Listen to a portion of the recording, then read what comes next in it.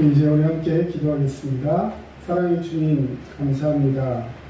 오늘 코로나 4단계로 인하여 이제는 온라인 예배로 함께하고 있습니다. 주님의 은혜와 사랑으로 시간을 지켜주시고 찬양하며 나아갈 때 놀라운 주의 축복의 역사 있게 하여 주시옵소서. 늘 감사드리며 예수님의 귀하신 이름으로 기도합니다. 아멘. 이제 우리 함께 찬양하겠습니다. 나의 하나님 그 크신 사랑 찬양하겠습니다.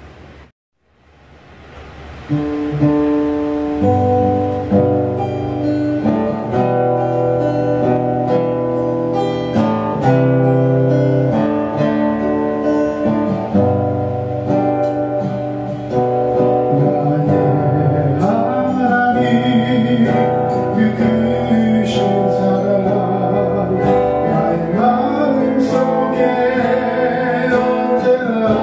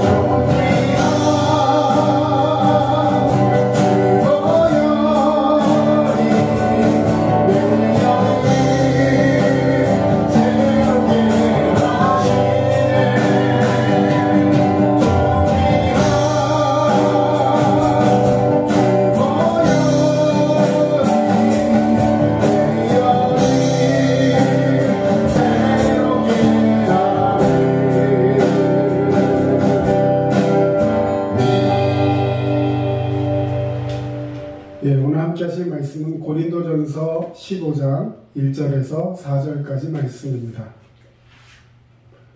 고린도전서 15장 1절에서 4절까지 말씀, 이 시간 함께 봉독하겠습니다.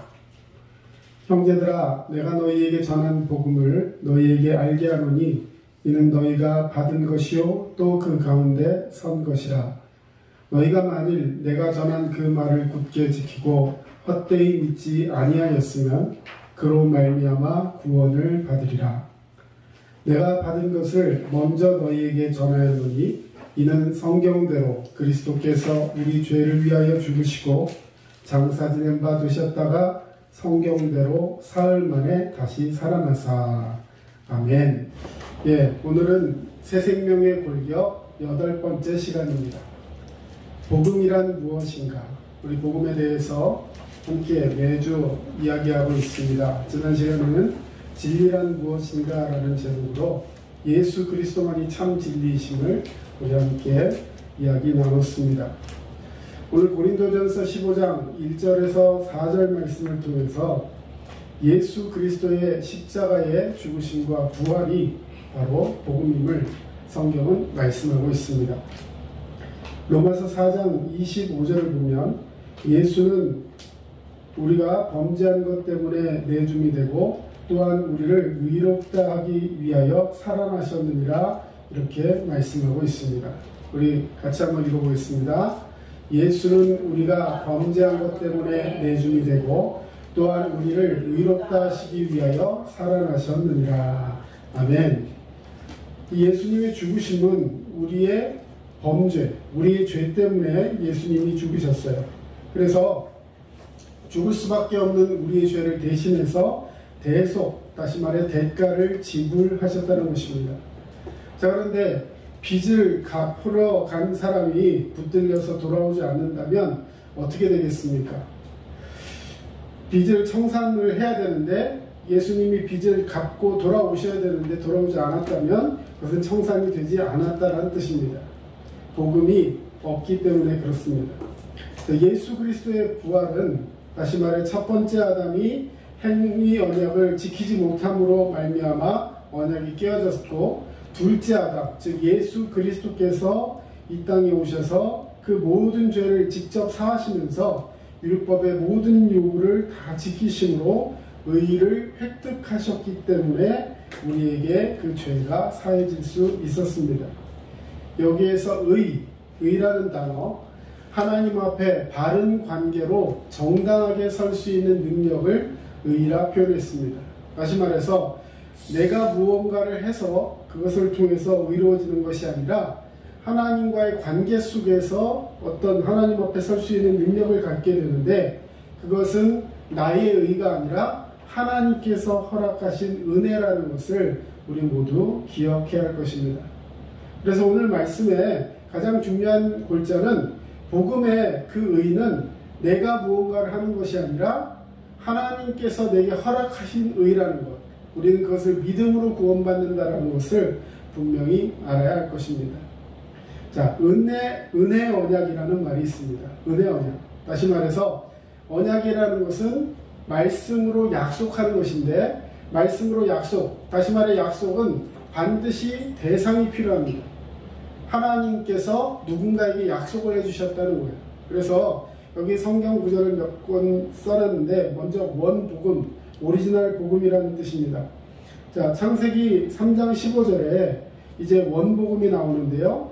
그곳에 보면 하나님께서 이제 예수 그리스도를 통해서 우리를 구원하신다라는 것이 나오게 됩니다. 우리 창세기 3장 15절 말씀, 내가 너로 여자와 원수가 되게 하고 내 후손도 여자의 후손과 원수가 되게 하리니 여자의 후손은 내 머리를 상하게 할 것이요 너는 그의 발꿈치를 상하게 할 것이니라 하시고. 자, 여자의 후손, 다시 말해서 이 후손은 나중에 예수 그리스도를 상징하고요. 그리고 뱀은 마귀 사탄을 상징하죠. 그래서 뱀이 여자의 후손의 발꿈치를 물 것이고 여자의 후손은 뱀의 머리를 상하게 할 것이다. 마귀 사탄이 결국에는 모든 인간들에게 죽음을 가져오게 하는 그런 죄를 짓게 하지만 결과적으로는 예수 그리스도로 말미암아 그 모든 영적인 싸움에서 승리하게 하신다라는 그런 원복음, 최초의 복음이 되는 것이죠. 또 창세기 2장 17절 말씀을 보면 선악을 알게 하는 나무의 열매는 먹지 말라. 내가 먹는 날에는 반드시 죽으리라 말씀해 주셨어요. 하나님께서 아담에게 처음 하신 말씀, 약속인 것이죠. 그랬는데 아담은 결국 그 약속을 지키지 못하고 결국 그 열매를 먹고 죽었습니다.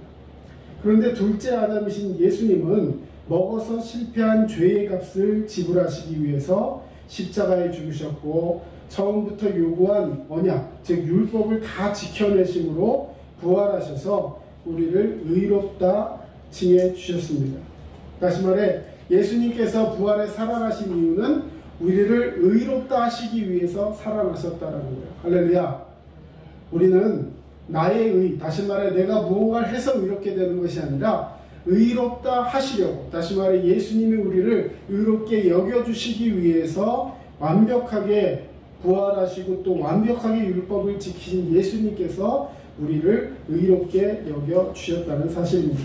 그래서 이 복음의 핵심은 예수님의 죽으심과 다시 살아나심, 즉 부활의 복음의 핵심이 있는 것입니다. 자, 그런데 여전히 이 복음에 대해서 우리가 잘 모르는 분들이 많이 있습니다. 기독교의 가장 핵심적인 진리를 한 단어로 말하자면 바로 복음입니다. 그런데 불행하게도 오늘날 교회 안에는 이 복음이 무엇인지를 모르고 신앙생활 하시는 분들이 종종 있습니다.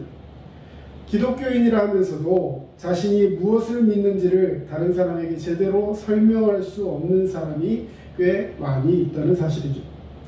그런데 스스로가 남에게 설명할 수 없는 진리, 여러분 이것은 그 말 자체에서도 모순이 되는 거죠. 내가 알지도 못하는 진리를 어떻게 다른 사람에게 전할 수 있겠습니까?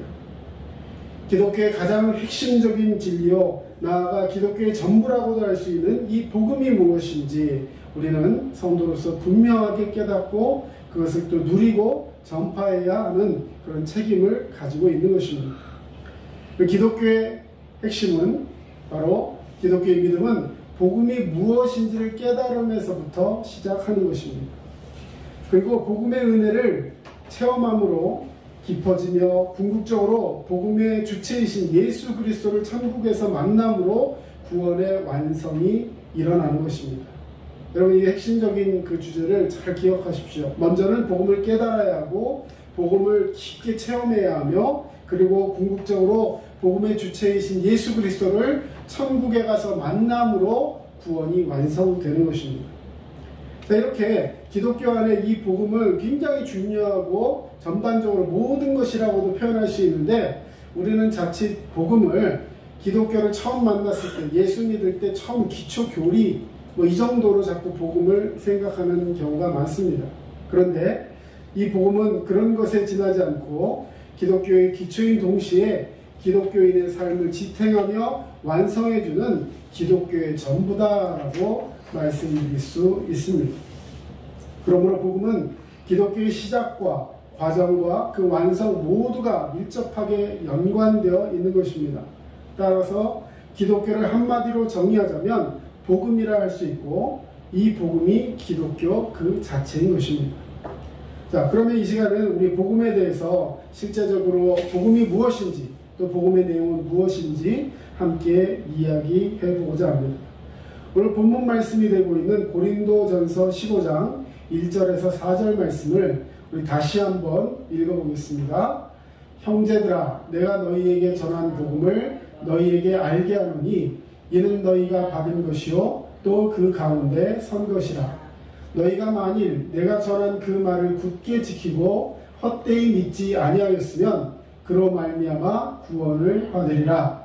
내가 받은 것을 먼저 너희에게 전하였느니 이는 성경대로 그리스도께서 우리 죄를 위하여 죽으시고 장사 지낸 바 되셨다가 성경대로 사흘 만에 다시 살아나사.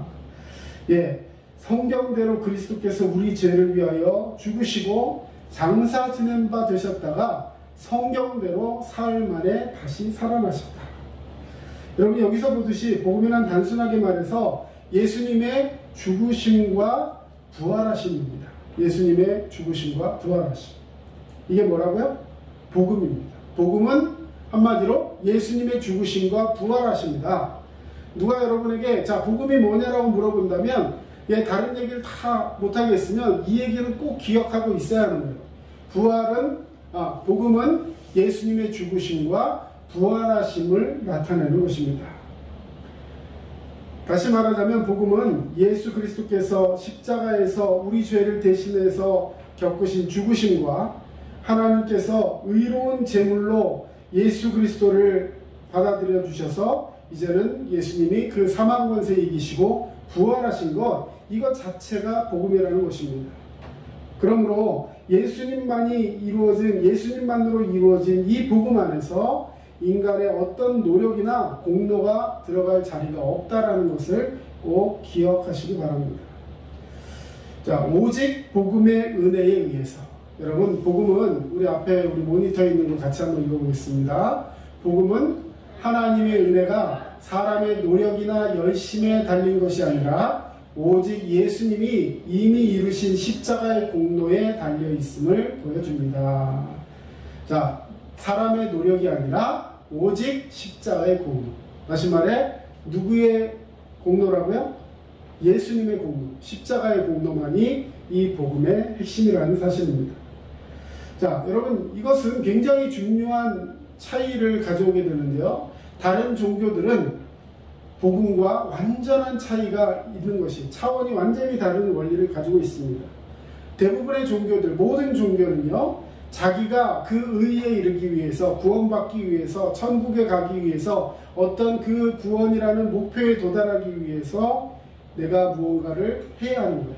다시 말해서 나는 하나님의 법을 지킨다. 그러므로 하나님은 나를 인정하고 받아들이신다. 이렇게 생각하는 것이 일반적인 종교의 모습이라는 것이죠. 그런데 복음은 완전히 다른 차원으로 작용을 합니다. 복음의 잠재적인 기본 원리는 하나님께서 나를 예수 그리스도 안에서 이미 받아들이시고 인정하셨다. 그러므로 나는 하나님을 순종하고 섬긴다라는 것입니다. 자, 여기 한번 보시면, 자, 복음은 다른 종교들은 내가 그렇게 열심히 율법을 준행하고 열심히 살아서 하나님을 말하자면 감동시켰기 때문에 그래서 하나님이 나를 받아들여 주셨다라는 것이 일반적인 종교에서 말하자면 구원의 모습이라면, 우리가 말하는 이 복음의 잠재적인 기본 원리는 인간의 공로의 그 해결의 방향이 있지 않고 오직 예수 그리스도를 하나님께서 우리에게 보내주심으로 말미암아 하나님께서 우리를 받아들이고 나를 인정해 주셨다. 그래서 나는 그 은혜에 감사해서 하나님을 순종하며 섬긴다라고 표현하고 있는 것입니다. 여러분, 완벽하게 다른 차원의 이야기인 것이죠. 자, 종교적인 사람들은 하나님께 받아들여지기 위해서 율법을 지키려고 노력을 합니다. 다시 말해 인간의 노력으로 구원받는다는 것이죠. 자, 그러나 복음을 믿는 사람들은 그렇게 말하지 않습니다. 복음을 믿는 사람들은 어떻게 할까요? 하나님께서 이미 우리를 받아주셨기 때문에 너무 감사해서 하나님께 순종하며 하나님의 법을 지켜나간다는 것입니다. 여러분, 율법은 지켜야 됩니까? 지키지 않아도 됩니까? 어떻게 생각하세요? 율법은 지켜야 하는 거예요. 다시 말해 하나님 법은 지켜야 하는 것입니다. 그런데 자, 율법을 보다 보면 내가 그것을 온전히 지킬 수가 없어요. 자, 그래서 율법은 성경에 보면 죄를 깨닫게 하는 것이다 라는 표현이 있습니다. 그러나 중요한 것은 죄를 깨닫게 하는 것이어서 나는 안 지켜도 된다 그런 의미가 아니라 내가 하나님을 사랑하고 하나님께서 나를 구원해 주심을 깨닫고 너무 감사하는 마음에 내가 할 수 있는 최선을 다해서 하나님의 말씀의 법을 지켜나간다. 이것이 바로 복 있는 사람의 모습이라는 것입니다. 성경 로마서 4장 3절에서 8절 말씀은 그런 이야기들을 우리에게 설명하고 있습니다. 제가 한번 읽어보겠습니다. 성경이 무엇을 말하느냐? 아브라함이 하나님을 믿음에 그것이 그에게 의로 여겨진 바 되었느니라.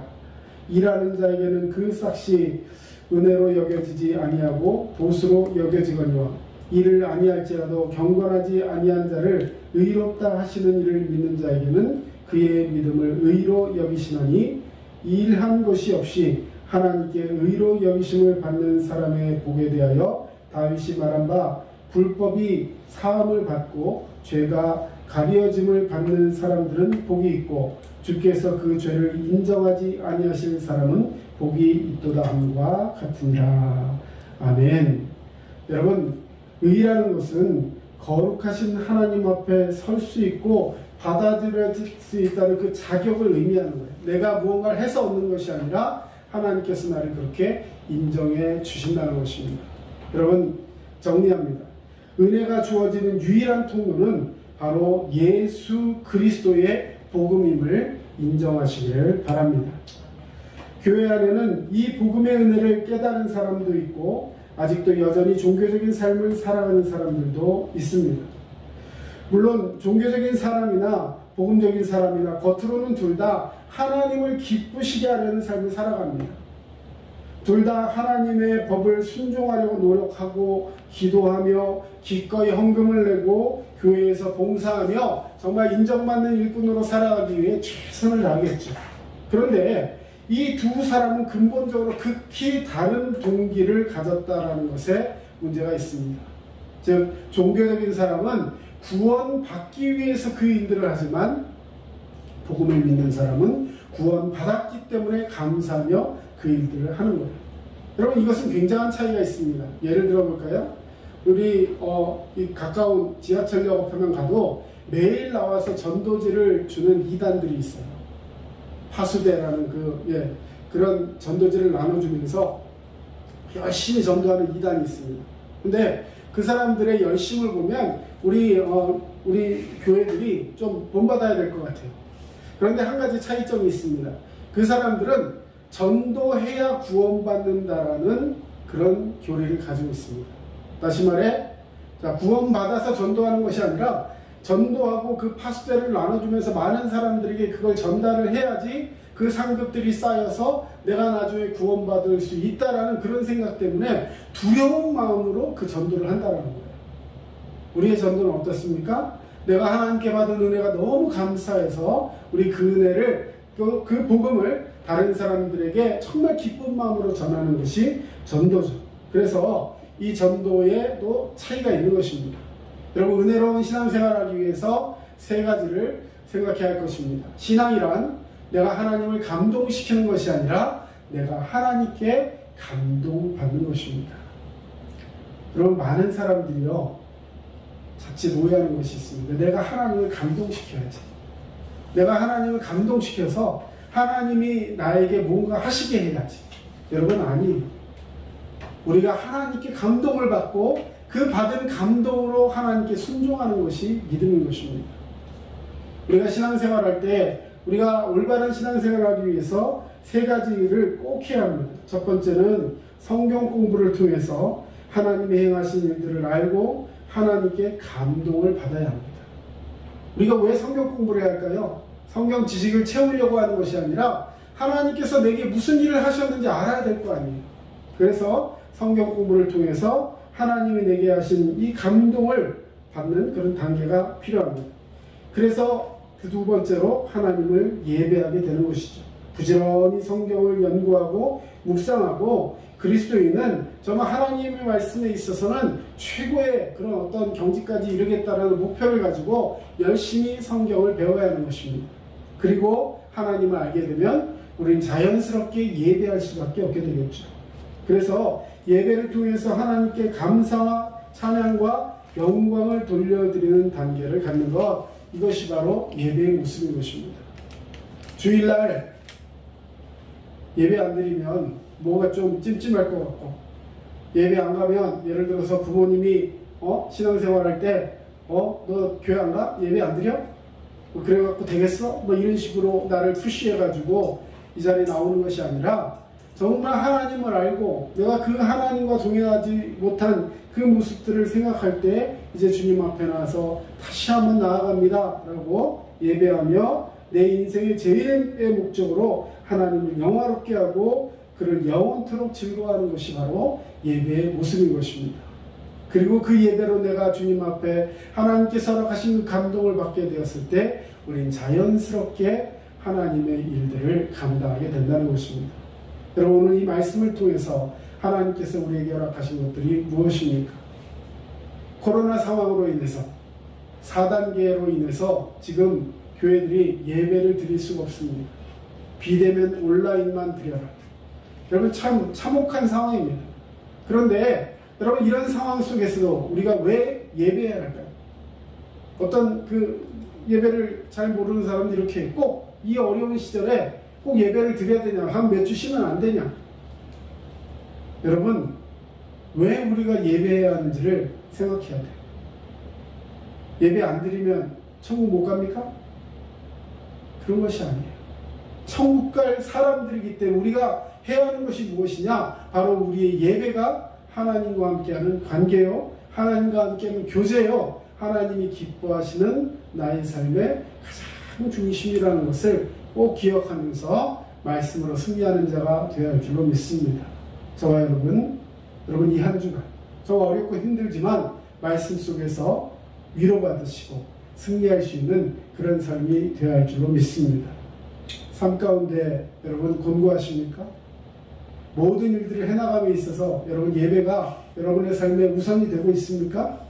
그렇지 못하다면 오늘 말씀을 통해서 내가 받아들인 복음이 무엇인지 그것을 분명히 기억하시고 믿음으로 나아갈 수 있는 우리 모두가 되어야 할 줄로 믿습니다. 기도하겠습니다. 사랑의 주님, 감사합니다. 오늘도 복음의 은혜와 사랑으로 우리를 붙들어 주시고 주님 앞에 나가 예배할 수 있는 우리의 모습이 주님 다시 한번 회복되고 발견될 수 있도록 주님 도와주시옵소서. 주여, 정말 그 복음이 무엇인지를 분명히 깨닫고 십자가의 죽으심과 또 부활하심, 그 예수만이 나의 복음이요 나의 구원의 참 진리임을 인정하며 믿음으로 나아가는 우리 모두가 될 수 있도록 주님 도와주시옵소서. 이제는 우리 주 예수 그리스도의 은혜와 하나님 아버지의 크신 사랑하심과 성령님의 도우심과 위로교통 충만하심이 주님의 말씀을 붙들고 믿음으로 살아가기를 원하는 주의 백성들 머리 위에 이제로부터 영원토록 함께 하시기만을 간절히 축원합니다. 아멘.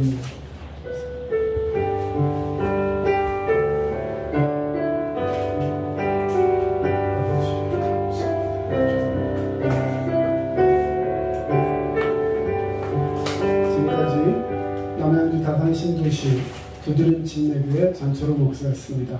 여러분 믿음으로 승리하시고 늘 건강하시기 바랍니다. 감사합니다.